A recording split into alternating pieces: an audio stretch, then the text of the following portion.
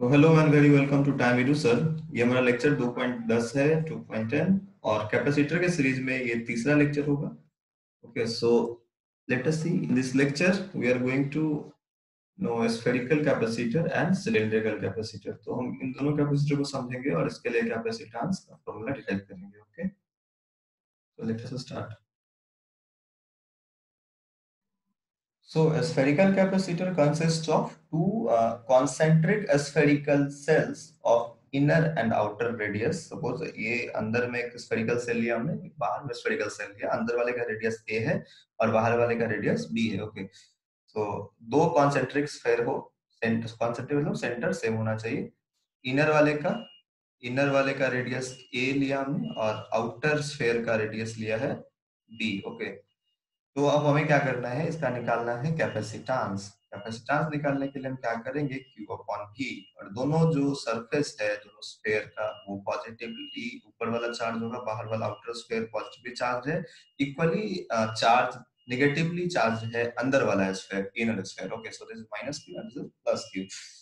तो हमें क्या करना है, इसका कैपेसिटेंस निकालना है। तो कैपेसिटेंस के लिए हमें निकालना होगा पोटेंशियल डिफरेंस। यहाँ से इस प्लेट दोनों कैपेसिटर के बीच का जो पोटेंशियल डिफरेंस है, हमें वो पोटेंशियल डिफरेंस कैलकुलेट करना है। So for V we have to calculate electric field within this region. इस रीजन में इलेक्ट्रिक फील्ड क्या होगा वो हमें निकालना है, between A and B, A B के बीच में जो इलेक्ट्रिक फील्ड होगा वो हमें निकालना है।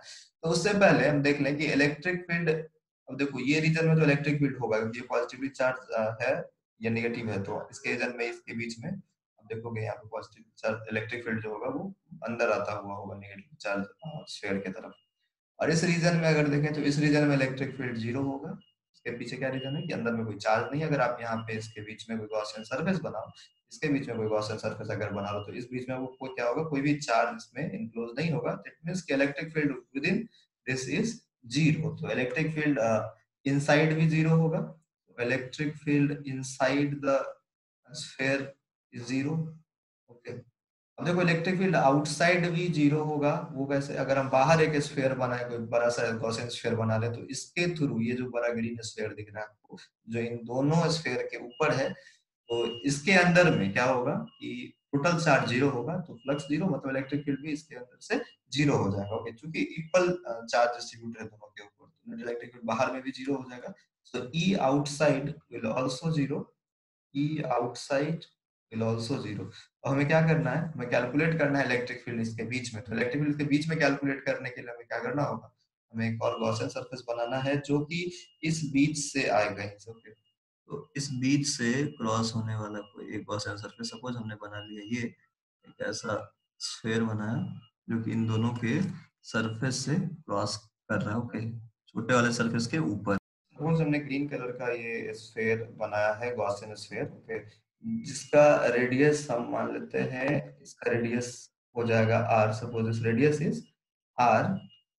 इससे रेडियस हमने कहा r and r radius is, you can see r जो है वो बड़ा होगा a से। तो r is greater than a, but r must be smaller than b। और b से क्या होगा, b से ये छोटा होगा। ओके, सो b से छोटा होगा और a से बड़ा होगा। तो इस स्फीयर के सरफेस से और इस स्फीयर के सरफेस के बीच में ये रीजन कहीं भी हो सकता है, कहीं भी ये आर हो सकता है। ओके, सो अब इसके लिए गॉसियन सरफेस क्या लगा, गॉसियन सरफेस हमने स्फेरिकल बना लिया। अब यहाँ पे क्या करेंगे, गॉस तो लगाएंगे। तो flux net is equal to Q by epsilon naught. तो फ्लक्स नेट निकालने के लिए आप क्या करोगे, E dot A, okay, is equal to Q by epsilon naught. So यहाँ पे हम ई डॉट ए करेंगे तो आपको पता है इलेक्ट्रिक फील्ड का डायरेक्शन आप देख सकते हैं, जैसे कि इलेक्ट्रिक फील्ड का डायरेक्शन यहाँ अंदर की ओर है, अंदर की ओर है। और एरिया वेक्टर अगर हम कहें तो यहाँ पे एरिया वेक्टर बाहर की ओर होगा किसी पॉइंट पे। ओके, ठीक है, कोई भी अगर छोटा सा गॉसियन सरफेस एक एलिमेंट ले कहीं पे भी इस सरफेस पे, तो एंगल कितना बन रहा है दोनों के बीच में, इलेक्ट्रिक फील्ड और इसके बीच में एंगल बन रहा है 180 degree. So that's why we can write it negative. इसे हम लिख सकते हैं सीधा माइनस ई, तो डॉट प्रोडक्ट हट जाएगा। अब देखो यहाँ पे क्या करना है, ई ए, एरिया की जगह पे हम क्या लिखेंगे, एरिया जो होगा इस स्फीयर का, इसका एरिया हो जाएगा 4 पाई आर स्क्वायर। ओके, सो यहाँ लिख सकते हैं हम 4 पाई आर स्क्वायर। अब यहाँ चार्ज इनक्लोज कितना होगा, charge enclose will be what, इसके अंदर में चार्ज है नेगेटिव क्यू, तो लिखेंगे minus q upon epsilon naught, negative sign will be cancel out, so electric field हमारे पास आएगा q by 4 pi epsilon naught are square. So ये हमारा इलेक्ट्रिक फील्ड होगा। ओके, तो अब इलेक्ट्रिक फील्ड चूंकि देखो आर स्क्वायर वेरी कर रहा है, तो यहाँ से यहाँ इस रीजन में क्या होगा, जैसे जैसे हम आएंगे तो इलेक्ट्रिक फील्ड क्या होगा, बढ़ेगा या घटेगा, ऐसे करके वैरी करेगा, मतलब कांस्टेंट नहीं है पैरेलल प्लेट कैपेसिटर के तरह दोनों प्लेट के बीच में। सो दोनों कंडक्टर के बीच में क्या है, वैरी कर रहा है इलेक्ट्रिक फील्ड, तो पोटेंशियल हमें निकालना है। पोटेंशियल क्या होगा इसके बीच में, तो हमें क्या करना होगा, इंटीग्रेट करना होगा इसको। तो सपोज हम देखते हैं, okay, see, so what will happen, v is equal to, हम क्या लिख सकते हैं, v is equal to, v is equal to integral e dot D R के माइनस, यहाँ कहाँ से कहाँ में इंटीग्रेट करना है, a से b तक इंटीग्रेट करना। Okay, so we have to integrate from a to b। अब यहाँ पे देखो फिर से क्या करेंगे, यहाँ माइनस है e डॉट डी आर करने का, तो इलेक्ट्रिक फील्ड और डी आर के बीच में एंगल अगेन हमारा 180 डिग्री, तो ये माइनस भी यहाँ से कैंसिल हो जाएगा। ठीक है, तो सीधा लिख सकते हैं A to B integration, E की जगह पे आप लिखोगे Q by 4 pi epsilon naught are square D R. तो इंटीग्रेट करना है हमें अब 1/r² को, तो क्यू बाई 4 पाई नॉट बाहर, 1/r² डी आर ए से बी तक। और एज यू नो 1/r² का इंटीग्रेशन होता है -1/r, तो Q by 4 pi epsilon not के बाहर यहाँ लिखा -1/r, और ये बी लिमिट, लिमिट डालोगे तो ये हो जाएगा Q by 4 pi epsilon naught minus B by sorry -1/b minus -1/a करोगे तो सब सीधा +1/a लिख सकते हैं, दिक्कत नहीं। इसे थोड़ा एक और स्टेप सॉल्व करें अगर, तो what we can write, q by 4 pi epsilon naught a minus b by A B.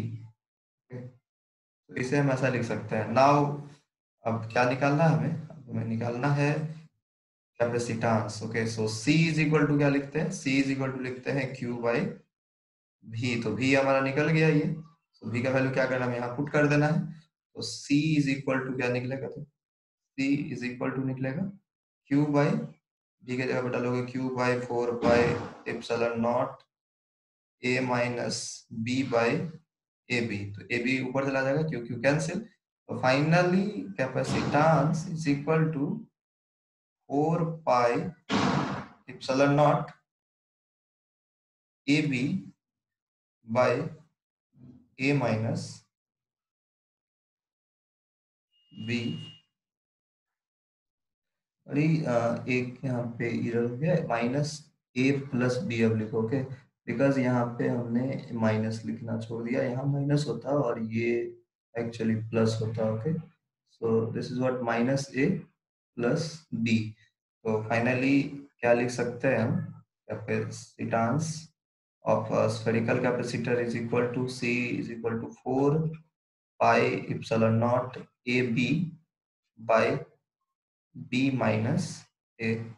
So this is the capacitance of a spherical capacitor. Okay, so ये spherical capacitor का हमारा capacitance है, और यहाँ clearly AB क्या है, A is the inner radius, B is the outer radius.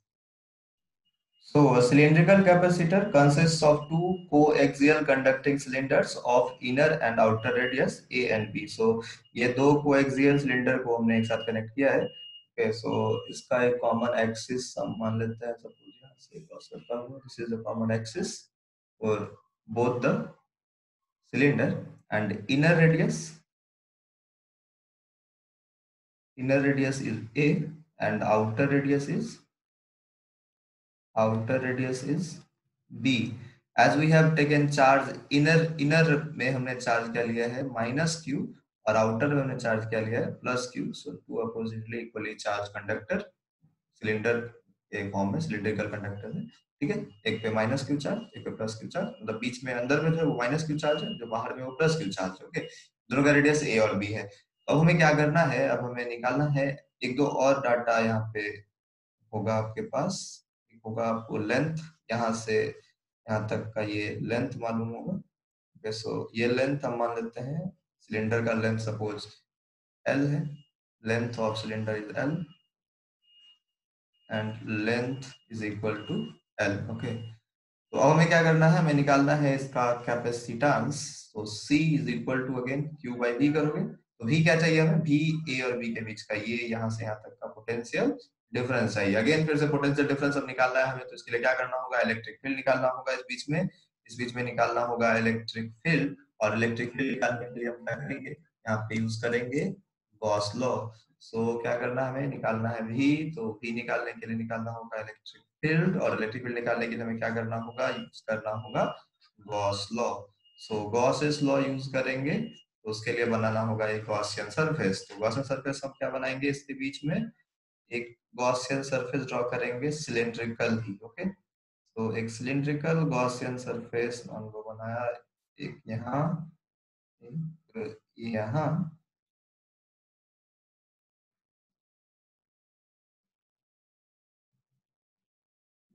Okay, थोड़ा adjust करना। ओके, तो ये हो गया हमारा गॉसियन सिलेंडर। ओके,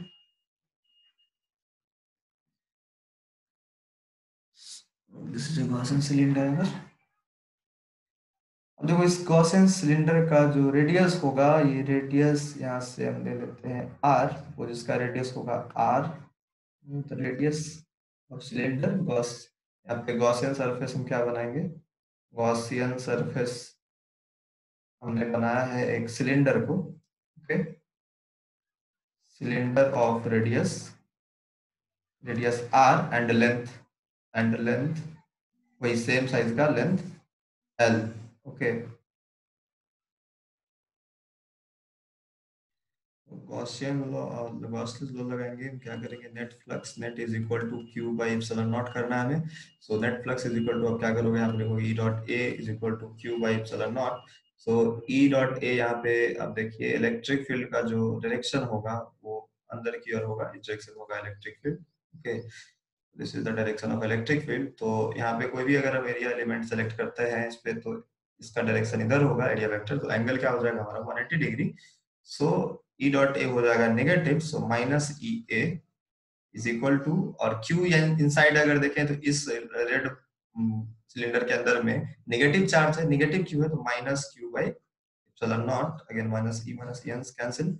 सो हम क्या लिख सकते हैं, electric field is equal to Q by epsilon naught into A, और एरिया जो होगा, सरफेस एरिया जो होगा इस सिलेंडर का, जो रेड सिलेंडर हमारा गॉसियन सिलेंडर है, इसका सरफेस एरिया क्या हो जाएगा, सिलेंडर का सरफेस एरिया होता है 2 पाई आर, यहाँ पे एच की जगह एल है, तो so 2 pi R L, we can put it here. तो इलेक्ट्रिक फील्ड हो जाएगा हमारा अंदर में Q by 2 pi R epsilon naught L। okay, so 2 pi r L epsilon naught, so this is the electric field। अब हमें क्या करना है, अब हमें यहाँ पे निकालना है पोटेंशियल। तो पोटेंशियल निकालने के लिए हम क्या करेंगे, हम करेंगे integration. So V is equal to integral minus E dot D R, कहाँ से कहाँ इंटीग्रेट करने का है, अगेन इंटीग्रेट करना है हमें A से B तक। ठीक है, क्योंकि जो R हमने लिया है, R क्या होगा, B से छोटा होगा, A से बड़ा होगा, तो B से A से B तक आप इंटीग्रेट करोगे तो आपको बीच का पोटेंशियल डिफरेंस मिल जाएगा। ओके, सो क्या करेंगे, V इज इक्वल टू, ये अब देखो फिर से E डॉट डी आर क्या हो जाएगा, नेगेटिव होगा तो ये माइनस कैंसिल, तो ये हो जाएगा सिंपल, E के जगह पे लिख दो Q by 4 pi epsilon naught R L, okay, into D R. इसमें कांस्टेंट क्या क्या है, Q by 4 pi epsilon naught L बाहर आ जाएगा, तो V is equal to Q by 4 pi epsilon naught L, तो integral 1 by R D R A से B तक। अब देखिए 1 बाय आर का इंटीग्रेशन क्या होता है, integral 1 by R is log base e R. Okay, so हो जाएगा ये हमारा इंटीग्रेशन, इसका फाइनली निकलेगा v is equal to Q by 4 pi epsilon naught L, 4 pi epsilon naught L log e base r, so you have to put limit a से b तक।